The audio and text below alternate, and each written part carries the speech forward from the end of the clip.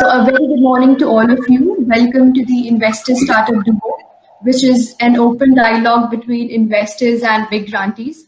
Without any further delay, I would hand over the session to the moderator, who is a product of Harvard Business School, Mr. Aishwarya, who is the founder of Quick.in, a startup that has made e-mobility personal and electric for over 10,000 customers. Over to you, sir. A very good morning to everybody. Thanks for making the time. On behalf of BIRAC and SIC at IIT Kanpur, I extend to you a warm welcome to the panel discussion on Investor Startup Duo at Big Conclave 6.0 Resilience Redefined. This big conclave is particularly special because of the times that we live in. I would thank everybody for making time, to the panelists for making time. We'll try to explore the always interesting relationship between this duo in this panel discussion. So in today's conversation, we have two startups and investor pairs who are going to take us through what really goes inside this relationship. Please make it live and interactive. Use the chat window to throw in questions and comments. My name is Aishwarya Kachal. I've been on both sides as a co-chair of Harvard Angels in India, and now I'm on the other side building an electric mobility firm incubated at the Harvard Innovation Lab. So without further ado, we are going to peel the layers on this relationship with Padmaja, Rajiv, Ankit, and Vaibhav. And I'll take the liberty of introducing the panelists to you. Padmaja, I guess, needs no introduction. She's one of the pillars of the Indian startup industry. She is the co-founder and president of India Angel Network, probably the largest and one of the most respected angel networks in the world. She's built IAN from inception and making it within 15 years a unique institution globally with close to 500 investors, 160 portfolio companies in 7 countries spanning 17 sectors.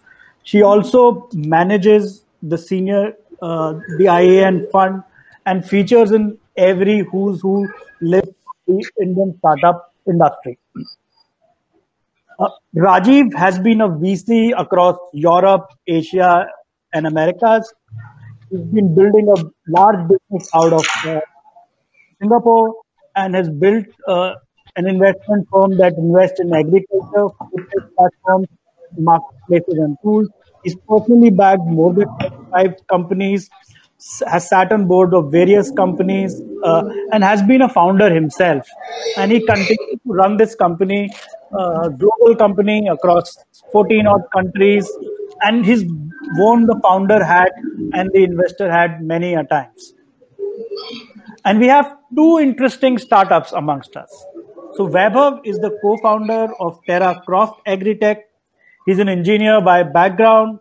He believes that technology can improve overall well-being and help communities prosper.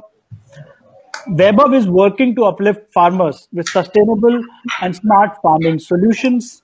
They are developing robots which make agriculture more efficient and humane. And with technology that in agri-tech that is accessible to all, from small to large-scale farmers. Ankit runs another interesting company called Kanpur Flower Recycling.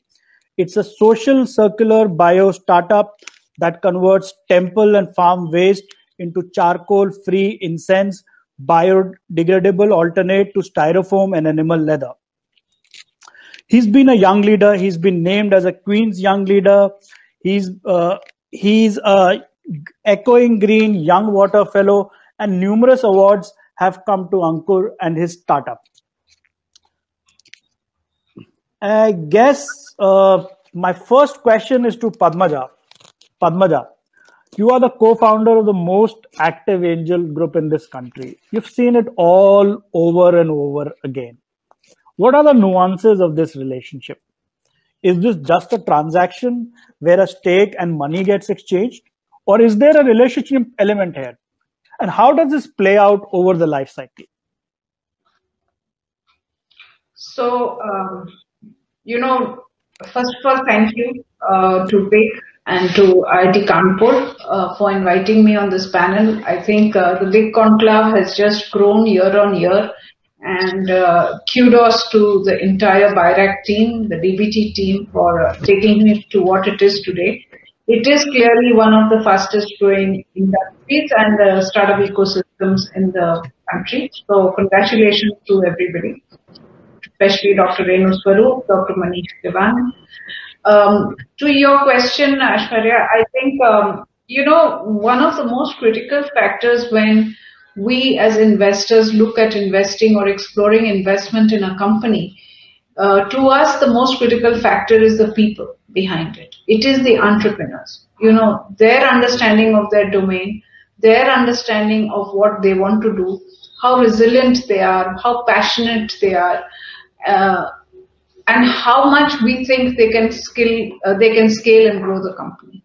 If that be the premise of investors investing in any company, I think what is most important is that it is when you invest, when you become shareholders, I think it is two people, an investor and an entrepreneur, who come together and partner together to build a venture with a common objective of growing the venture.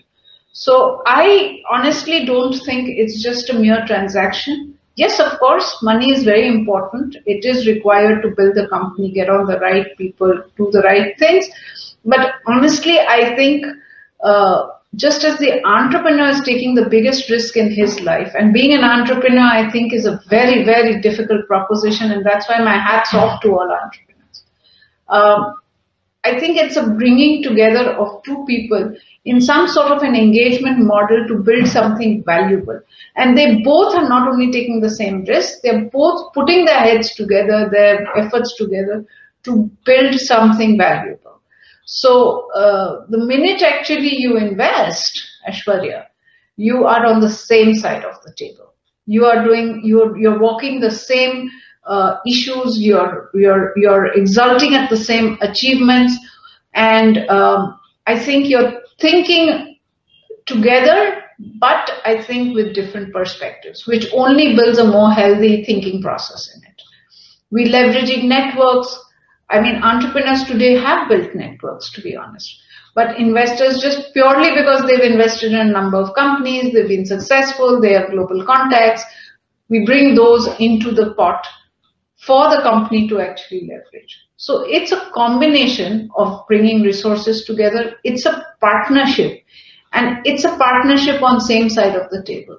The minute you invest in a company, I think what is unstated and unsaid, that the investor and entrepreneur are holding hands under the table to take the company next forward. Next round investment, absolutely. Holding it together to make sure we are doing the right thing, to make sure we're getting the best next round investors, all of that. It's a partnership, to my mind. Awesome, Padmaja. I was waiting to hear these words that, hey, this is a partnership where people are on the same side. It's not an us versus them any time in the life of a startup. So, Ankit, Padmaja has invested in your firm. How did you go about choosing your partner on the investment side? So, first of all, thank you for having me here. Second is, there are many friends who have raised capital and everything. So one thing that anyone who's trying to raise capital must be aware that you get the kind of investor that you ask for.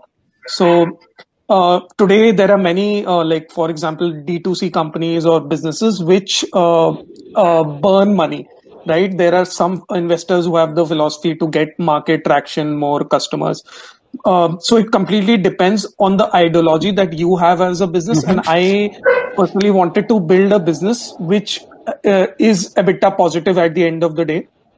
And I felt with Padmaja ma'am and Saurabh sir, like making sure that you run that business in a more like you can say more a traditional or a regular fashion, that it is EBITDA positive and does not just burn money. So that was the major thought process that drew me towards IIN. That was one. Second is, I think they took me under their wings. Reason being, whatever today we are, it's because of IIN. In terms of the discipline they brought in terms of the financial modeling. Like 2 years back, I didn't even know a single word of no Excel was created, nothing was done. But the kind of discipline that they brought in terms of your quarterly targets or what should be done, of how things should be in a proper way, due diligence, everything was very helpful. So, and which I didn't see in like the other people I was talking to. So that was something which drew me. Like I literally sat in their office for like 4 to 5 months to get everything right. Hey, Ankit, that's great to hear. It's not every day that we come across entrepreneurs who are socially conscious and financially conscious as well. Congratulations for being there. Thank you. Vaibhav, this is your first startup, right? Vaibhav? Yes, this is my first startup. We started right out of the college.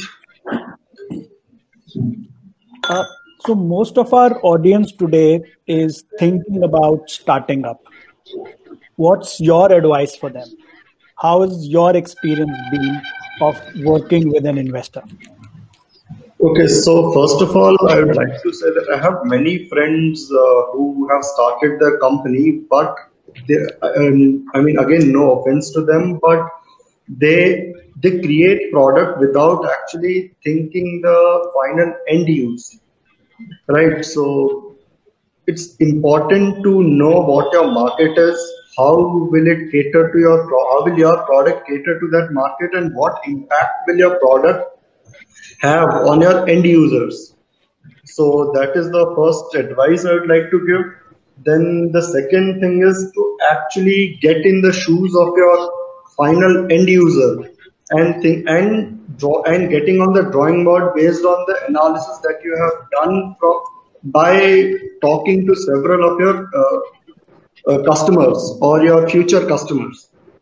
Now coming to the investor side, I think that the investor should, according to me, if the investor is in the same sector as you are, and if they are willing to give you their ecosystem that they have built with their own experiences, I think that relationship would be great for the first times and entrepreneurs like you.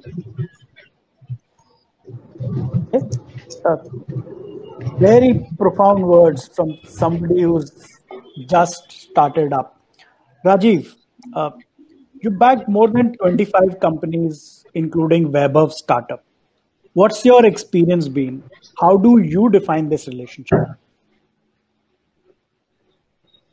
First of all, I'd like to start off by thanking IIT Kanpur as well as the team at DST. And thank you. You have put together a very nice of things together.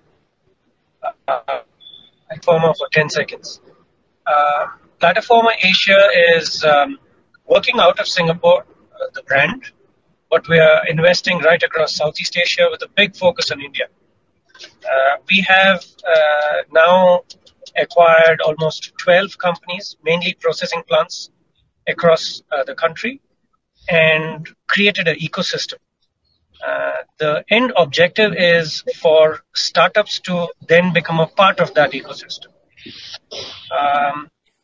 Aishwarya, you asked me how I define our relationship with the investee company here and with Vaibhav in specific and his co-founder. The relationship is absolutely a two-way street, just like how Padmaja had mentioned earlier. The one thing I would like to add to what she said is we make it a little more of an active relationship where both sides hold each other's hands. We probably bring experience to the table, are able to get focus where it is supposed to be. The investee company is fantastic. They're actually not a BIG grantee, by the way. They are the BIG. That's because of and they have perseverance.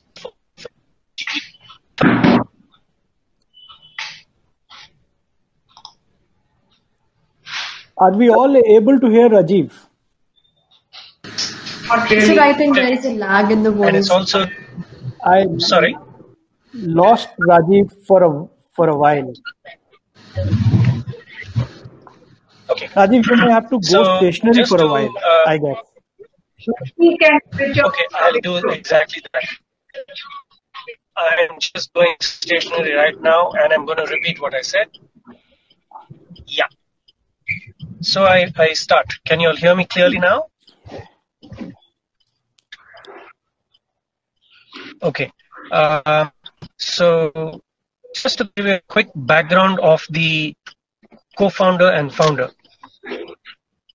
They were rejected by the BIG grant twice.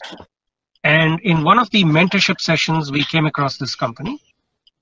We really appreciated the integrity of the founder and co-founder. We loved their perseverance, and therefore we invested in this company.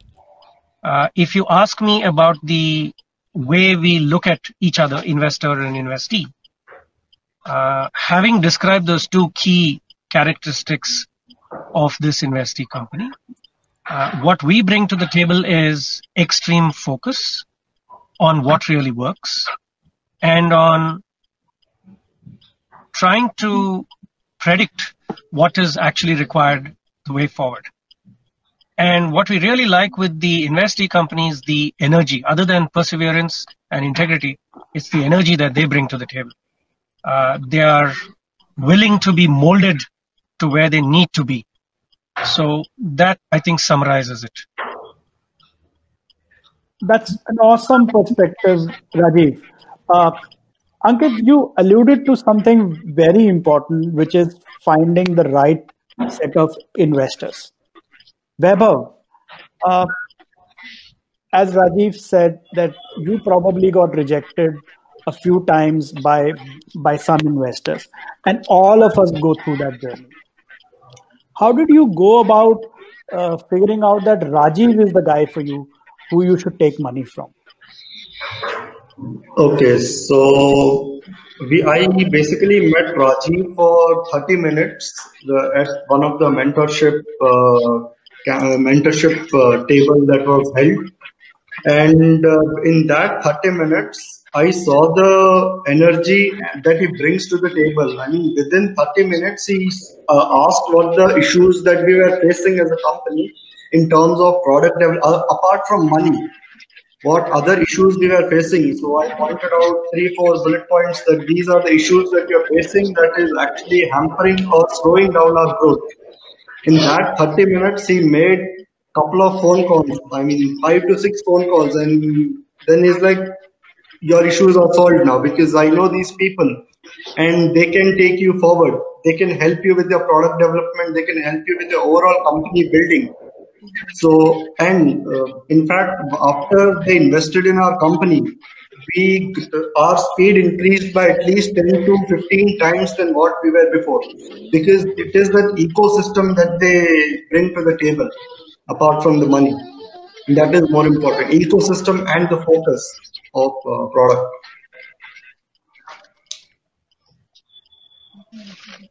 Sanket, Rajiv has always been known to roll up his sleeves, and what you said doesn't surprise me at all.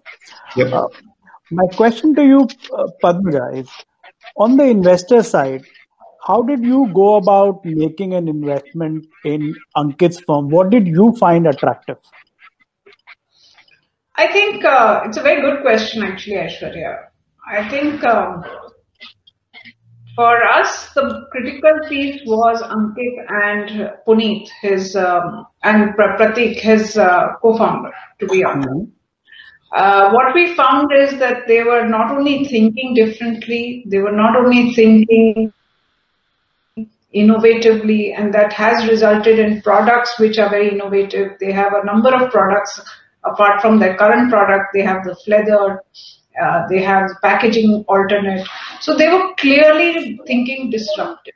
And that was very important to us. And their understanding of the product, their understanding of the technology, that was one piece. Second piece, I think, is the passion and the perseverance that they demonstrated. Ankit was all the time saying, I am going to do this business irrespective. And I think, when he talks about food, I think his passion beats everybody, to be honest. So that was the second piece, which actually meant for us that this passion is a huge sales collateral which can be leveraged either to scale the company, bring in team members, customers, all of that. The third piece, I think, is the mentorability. I think Ankit gradually and quickly, rather quickly, I would say, started to understand what he knows and what he doesn't know. And what he doesn't know, I think he was completely open to understanding and learning. So I think to us, apart from saying, is this a good investment proposition from the basis of data analytics and numbers, I think there was another piece which made a lot of difference to us. Is there a chemistry between Ankit and us to work together? I often say this, and I'll say it again. When you invest in a startup, or when a startup raises money from an investor, it is a situation of a marriage, right? We get married.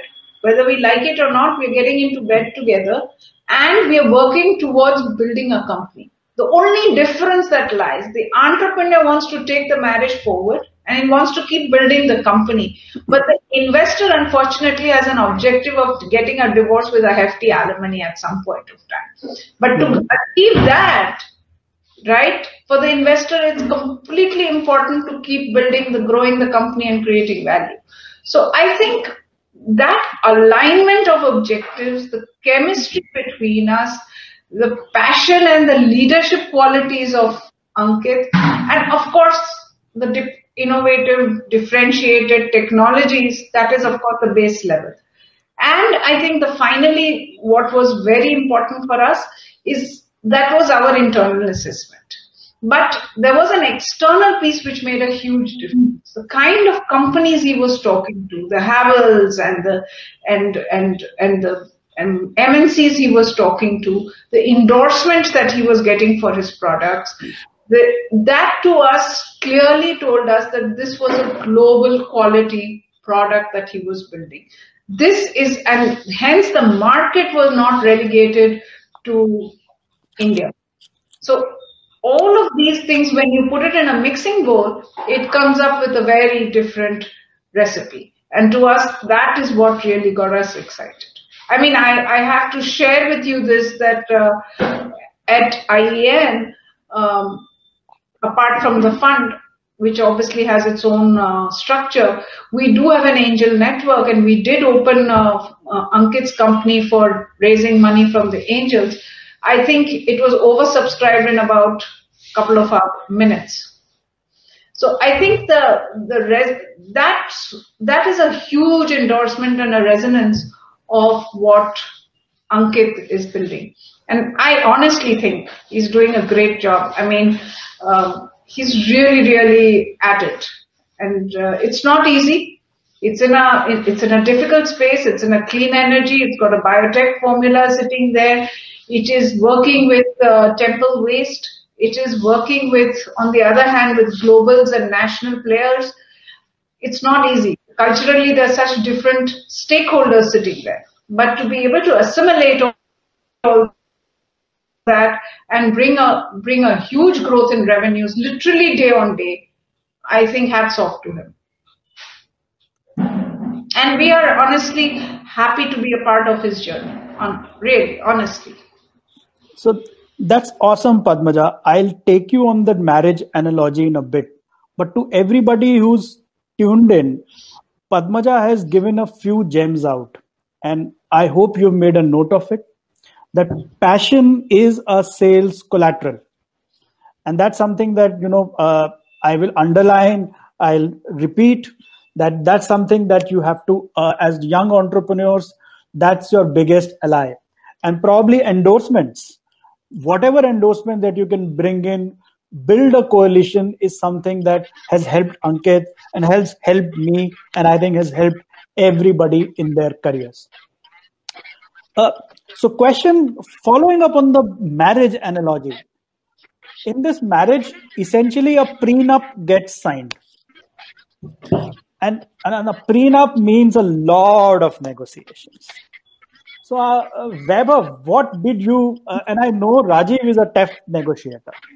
So Vaibhav, I'd like to hear your journey of this negotiation, of signing this prenup with Rajiv.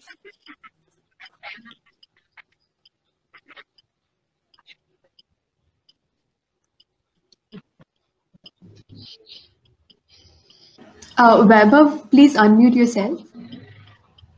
Oh, sorry. So we signed an agreement with Rajiv and his team in the end of January. So during that time, we were already speaking with one more other fund who was willing to put in the money, the same amount of money, but at a slightly different terms. And as I said before, right, that to be honest, I feel that initially the startup founder should not look for healthy value. I mean, they should look for healthy valuation, but they should also look for, apart from money, what is coming to the table. So the kind of passion and the kind of ecosystem that Rajiv and his team has just blown off our mind. Because to be honest, even we did a research on how they can help us. And then when my colleague met them in Bangalore, so she was also impressed and she's like, let's go ahead with it. So there was no much negotiation because we knew that Rajiv and his team will actually, even if they are giving us slightly different terms than what we would have expected, but in the long run, they would help us a lot in building and growing our company because they have their own experience and in this sector particularly. Vaibhav, very good answer. I think Rajiv has done a great job of managing your expectations out there. Yes, absolutely. Like I said, right, that we were growing before we met Rajiv and Plataforma team. But after, it's not just about the money, right? Because once we joined hands with them, immediately in next 1 month, we were partnering with one of the best institutions in the field of agriculture. And then we were partnering with the product development company based out of Singapore. So, I mean, what better could we ask for?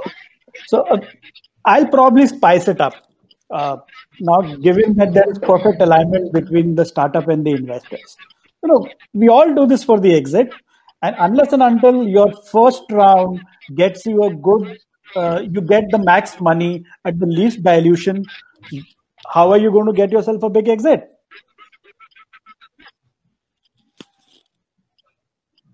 Anybody on that? I didn't understand the question. Sir, I did not your voice is very... I guess there is a lag. Can I request everybody to go on mute, please? So I was just trying to spice things up. That, hey, entrepreneurs do this with an exit in mind. Investors do this with an exit in mind.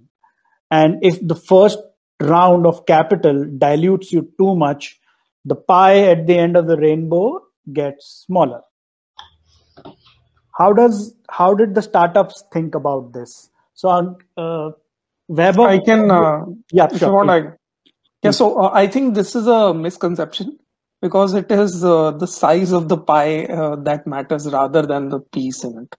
Like, for example, if the pie is like 100 rupees or maybe and even if you have 100% of it, and if the pie is maybe 1,000 rupees, and even if you have 20% of it, it's a bigger chunk. So it is about see how at the end it is about growing the business. If you if one keeps on many people come and tell me it's not stake kaise gaya and all that stuff, but all that doesn't matter. See, all in previous for example, if you go and ask my father, he would say ye to inko dhanda nahi karna aata hai and all that stuff. But see, at those times they were building the businesses so that their generations can continue. We are trying to do all of that in like 4 or 5 years and grow the business to a scale where it can like be sold, or like something can be, revenues can be made out of it. So I think it's the size of the pie, and all of that is immaterial. So I just want to add here, as you can see, Ankit is a great mentee. I can almost recollect the session where this was shared. So Ankit, proud of you. But I think it's a very valid question, right? I think I have met even today entrepreneurs in whom we have invested, Aishwarya, who don't really want to exit. They really want to build a business for the next 20 years, 25 years of their lives and grow it across, make it a conglomerate. They do realize they don't have the money today, so they are raising money, right? So I think there are two steps to it. There is a convergence of objectives currently, and you're right, many entrepreneurs do want to exit at some point, but typically investors want to exit earlier, because once we have invested as angels, we then want to exit, so the next round investor can come in and take the next piece, and so on and so forth. But an investor's business is to invest, get returns. That's his business. It's not just asking for returns, just as the entrepreneur's business is to build revenues, right? So I think the first piece is really to build value in the company. And yes, it does involve dilution, no doubt. But against that dilution, there is a value-added investment that is happening. And what I mean by value-added, it is not only a check that's coming in. There is additional non-financial investment that comes in. And I think for every entrepreneur, it is extremely important to assess whether that value add is useful to your company or not. That's extremely important, because otherwise it is not that the money won't come in. The money will come in, but you will be also getting calls from the investor, bhai, iska kya hua aur uska kya hua, which is not what an entrepreneur should be spending time on. Yes, giving updates, giving information on a regular basis, absolutely critical, because you don't want the investor to be sitting on your head. But are you getting any strategic value? Are you getting connects for talent? Are you getting connects to customers? Are you getting some strategic inputs? Are you getting some operational tweak which changes life, right? I'm just putting it in a broad bucket. I think that is how you look at dilution. Is it value additive dilution? Okay. The second piece, I think, is what Ankit mentioned, is with the money coming in, with the dilution, where is the company going to reach? Is it going to reach next, let's say from 1x to 2x, or is it going to give a jump start, or is it going to jump the projections or revenue of the company? That's very important. Unless that happens, taking in investment is not worth it. And I am saying this as a angel or a seed round investor who invests in the shares of the company. I am still saying this to all entrepreneurs. Guys, if you can build your company on revenues, that's the best way to fund your company. It is the most expensive way of raising money is equity financing, taking money from VCs and angels. So be very, very clear whether you need it or not, how much you need it or not, how capital efficient you can get, and how you derive value from that investment. Only does that dilution then matter. Otherwise, the dilution is going to really, really pinch you. So to a great extent, the onus is on the entrepreneurs to pull the investor in and derive value from him or her. Right? Because the investor is going to invest in 10 other companies. How do you get that investor's mind space? How do you get that investor's time space? And then how do you get that investor to actually engage at every level where you need him or her? Awesome perspective, Padmaja. I'll probably take the other side here. Most of us in startups who are founders view this as a beauty parade, that, hey, I have to go and pitch, some of the investors may like my pitch and may write me a check. Rajiv, what do you think are the choices that a startup has before you get into this marriage? Can you just say that again, Aishwarya? Yeah. So I'm saying is that most of us founders view raising money as being part of a beauty parade. That you go in, you pitch to n number of investors, and somebody will buy your pitch. What Padmaja was referring to is being wise about this process, being picking and choosing your partners carefully. And that is something that I like to explore with you. Absolutely correctly looked at. And I think Ankit addressed it earlier, Vaibhav has addressed it, Padmaja has also addressed it. There is always a fit between the investor and the investee or the prospective company that they invest in, and vice versa. So what do you actually look for? I mean, if you are the kind of company who wants to conceptualize a product, work on valuation, you will have that kind of investor. The perspective that we prefer to focus on is the second. We focus on looking for that kind of company who actually focus on really building a product, building revenues, and actually creating a real company out of it. So going back to your earlier question, the kind of companies who focus purely on a concept versus valuation is not what we look at. We look at the second type. And we've joined hands with Terracroft Agritech and Vaibhav's team doing exactly that. The company actually went out there in numerous shows and they knew what their weaknesses were. We were watching them from more than a year. Like you spoke about something like a competition, a contest. So we've been watching them for more than a year in various forums. And when it came to joining hands, signing up, they knew their weaknesses. We knew our strengths and our weaknesses, of course. And as Vaibhav has probably earlier said in his part, they are now headed towards a company that will probably have a runway to operate, a funding runway to operate for, or until such point they actually come out with a product. So hopefully this founding team will not need to worry about valuation and funding, and they can really focus on their work. That's what we are trying to get to their table. You're on mute. Thanks, Rajiv. Thanks, Padmaja. I guess Rajiv and Padmaja, what both of them are pointing to is that as founders, we need not take this only as a beauty parade. If we are building which is of value, investors will come to us. And having a track record and having a story which backs us over a period of time is probably a better way of raising money than just going out and picking up money from anybody who chooses to give it to you. Let's take a step forward.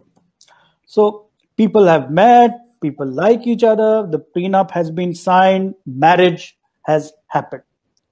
But with marriage comes in-laws and comes complexity in the relationship. So let's hear it from the founders that how's their experience of being married to an investor like?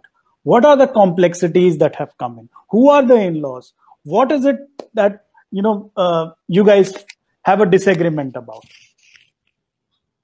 Ankit. So as of now, I hope there are none.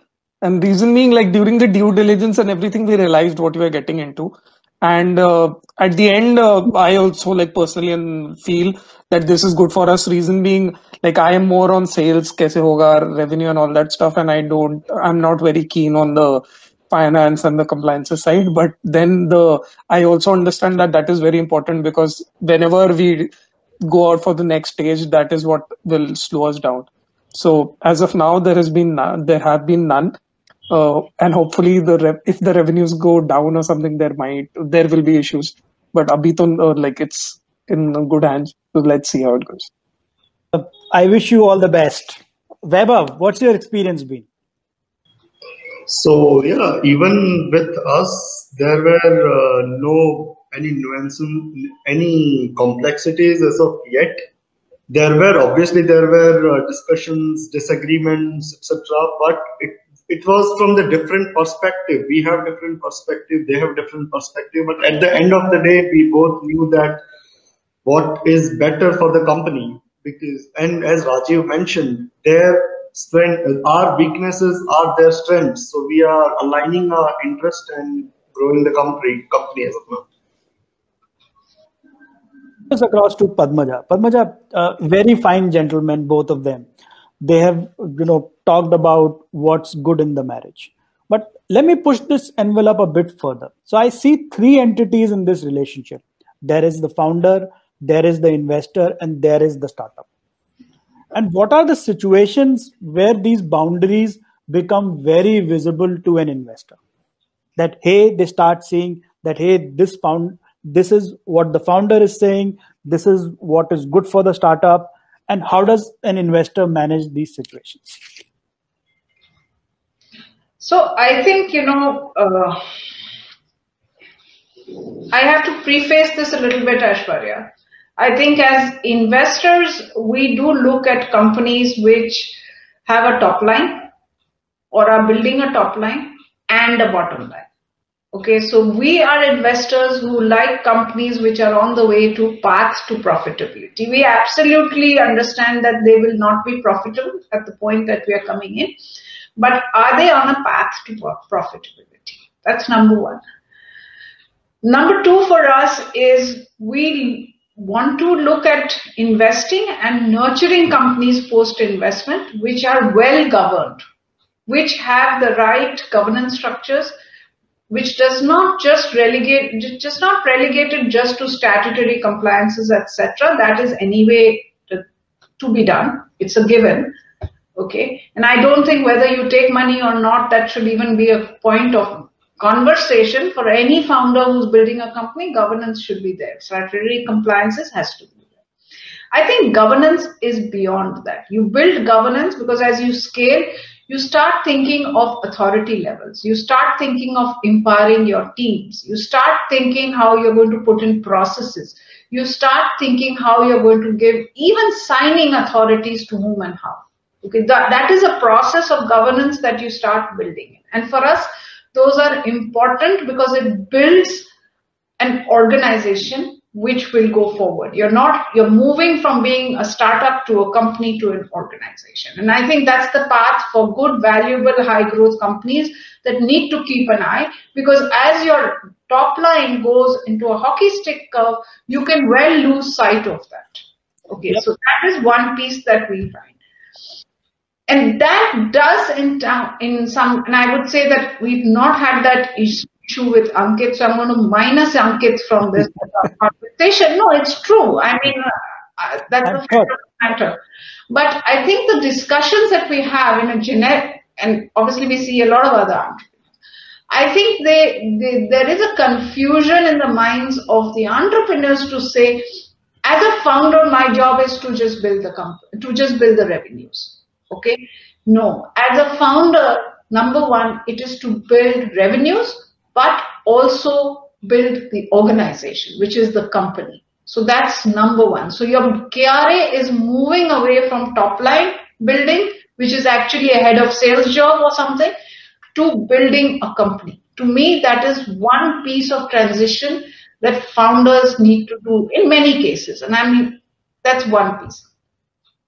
The second piece that a founder CEO has to understand, that one of the most important roles of a founding CEO or a CEO is managing shareholders. Shareholder and board management is extremely important. Okay? And when you raise your first institutional funding, it is actually a learning ground how you start managing. I mean, I will be very honest that as early stage investors, we don't bring the whip down at all. We are telling them, look, if you don't do this, this is the issues that you will face. So please change, please learn, please put in processes that you do.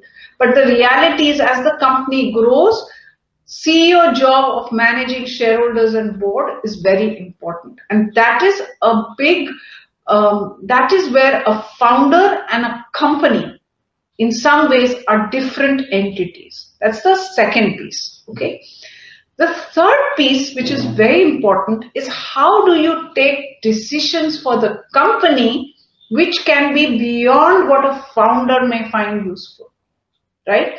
So if you are going to give, I'm going to give a very candid and a very simple example, that to grow the company, you may need to give increments of, let's say, 20% to the team, average. But you don't have the pot size to give yourself 20% increment, right?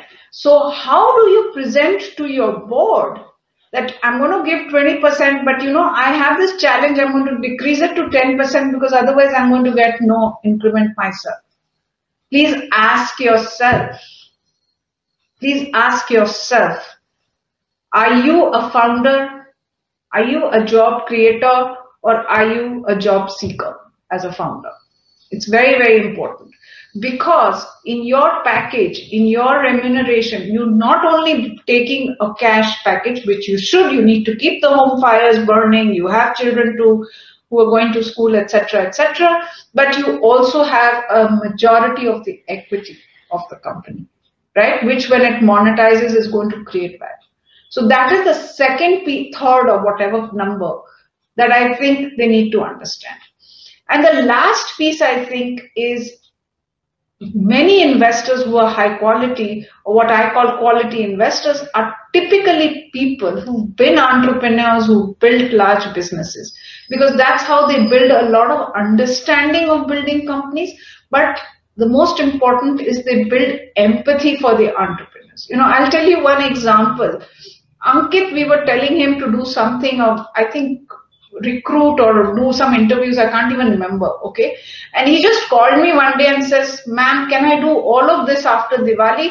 Because abhi meri bahut sale ho rahi hai, mere ko, I don't want to distract.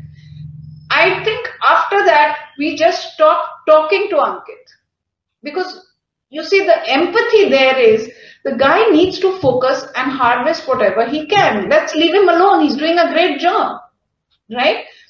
And that empathy is what investors need to bring.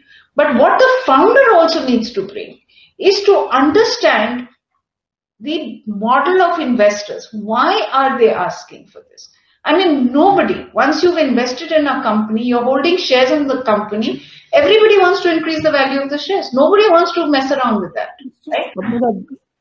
This is awesome. What you are saying is that a founder needs to step up. He needs to understand that this is about governance. This is about getting from a head of a sales position to a CEO role. Let's hear it from Ankit. How did he get ready for this job? Governance, board relationships, first-time founders, the only thing that you would have thought of is how do I manage my boss? And suddenly you have shareholders, suddenly you have board meetings to manage. How did you go about this, my friend? See, I think there's a checklist, right? Like, what does the board basically care about? Like, for example, I'm audible? Audible now? Yes. So first of all, I think like before we had raised money, I used to think about the moment कि अभी क्या करना है, what needs to be done. But now what I think of कि next year financial year का revenue कैसे आएगा. So when you start doing that, you start like changing a lot of things. Then you're planning for the future, like 6 months down the lane. You start thinking how do you bring in everything like team, compliance, XYZ over there. And when I think you present that to the board or the stakeholders, they're generally happy because they know that you are thinking in the right direction. Or second thing is one should be also ready. Like, for example, we have not done this before, but the board members, they see companies in and out, XYZ, ki kya problem aayega. And if they are saying something to pay cognizance, or at least if you can't act on it immediately, at least have that thing back of the mind ki, bhai, this was already warned. या ये हो सकता है, so at least be ready for it. So I think if one does all of that, board is not a very big issue, and be very clear and transparent what can be done, what cannot be done. So that like be transparent, like don't cook up like a very good dish in front of the board and reality mein nahi ho. So then that really leads you to trouble. Yep, you've been running a startup for 5 years, and it shows, man. Hats off to you. I see there are no questions from the audience. If the audience is not going to ask pushy questions, I think I'm going to step up and ask pushy questions. Okay, so I think I'll warm things up a bit in the last 5 to 6 minutes of this conversation. Rajiv, everything is nice. Everything I hear in this discussion is we all agree. Tell me a situation, particularly during COVID, where you said, no boss, ye nahi ho sakta. That's an easy one, Rajiv. Well, what COVID basically brought to the table was just turning every single thing that was imagined or even not imagined, just turned it totally topsy-turvy. So that was the first thing. We had delays in supply chain issues, simple things like ordering components. You've conceptualized a great plan, and you've said, let's move design to Singapore. Let's move fabrication away from Manipal to Bangalore, closer to where the field trials are being done in the institutions of Indian Council of Agriculture Research. You do everything, you conceptualize beautifully in the midst of things going absolutely wrong. And then something like a COVID really has challenged us. So things have not been too bad. On the other hand, the teams have been extremely resilient. Everybody is found, I learned the word jugaad 2 years back in vocabulary. I have seen it actually happen in the last 7-8 months. And I think this applies right across the industry. I'm sure every startup out there, and this is the beauty of startups, everybody knows how to do that thing, which is called the jugaad. With that, we are so happy with our teaming up with Terracroft Agritech. Let me tell you, their name was Thakkar Farmtech before. And we told them, hey, listen, the name needs to sound good. The design needs to. So they've actually, coming back to Aishwarya's question, everything, while things really got topsy-turvy. Rajiv, I'm going to just push having more. a great. Yes, please. Yeah. Do so that. Rajiv, I'll tell you my personal story. I started with this vision that I'm going to create 10,000 jobs. And I had to lay off half my team during COVID. And I just did not agree with my investors that, hey, this is against the premise of why I started up, and you're asking me to lay off people. This doesn't work for me. I would rather shut the business.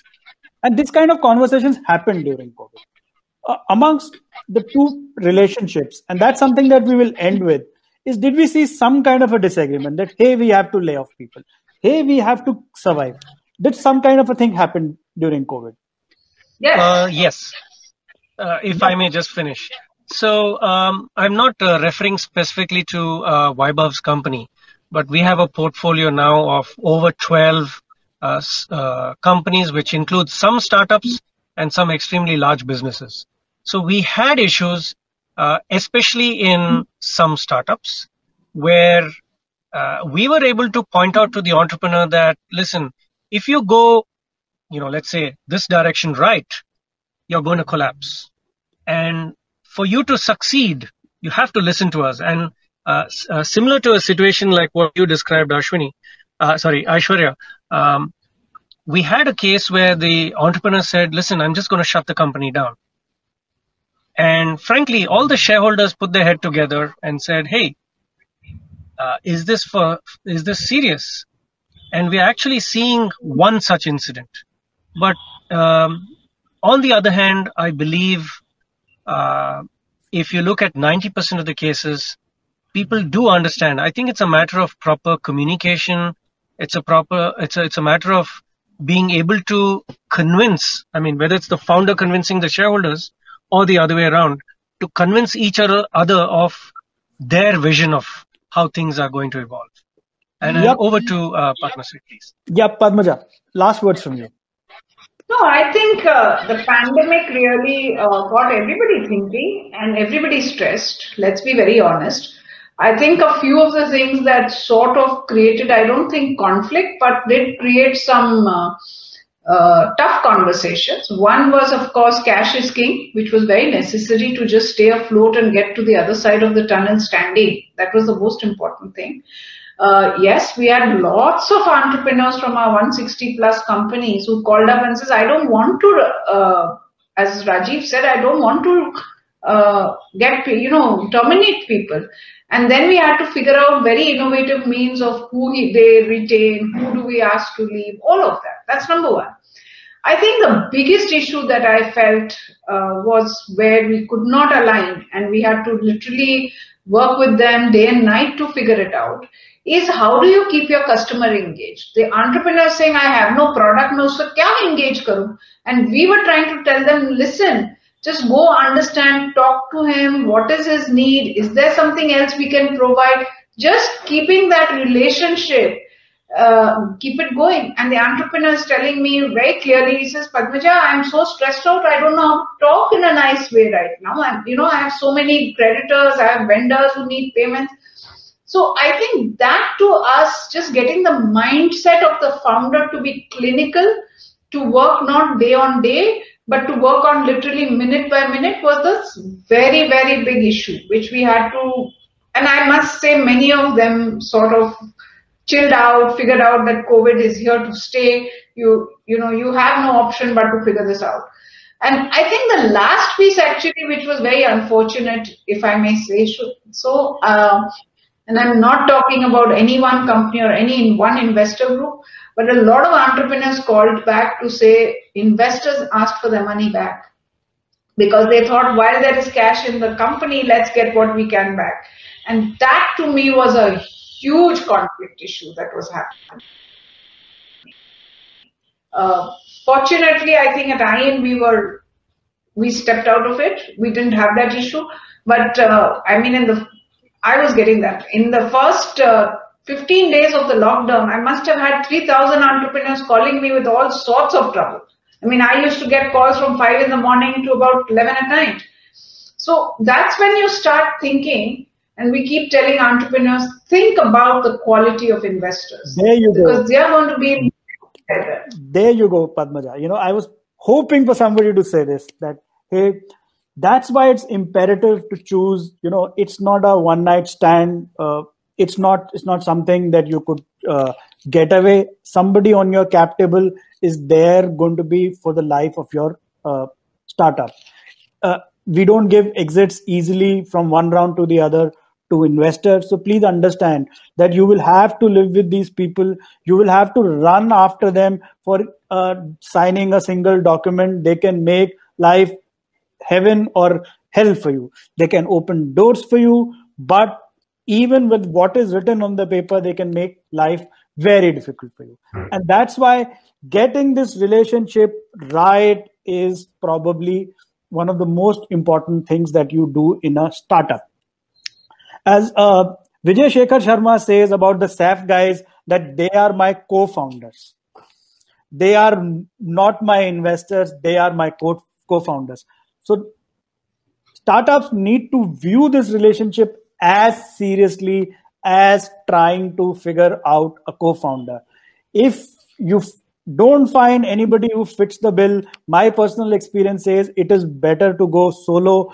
Think about how you will build businesses differently. As Padmaja said, it's probably one of the most expensive and one of the most difficult relationships to get into.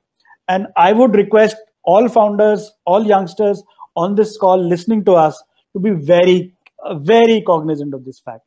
And it's great to have, Ankit and Vaibhav here.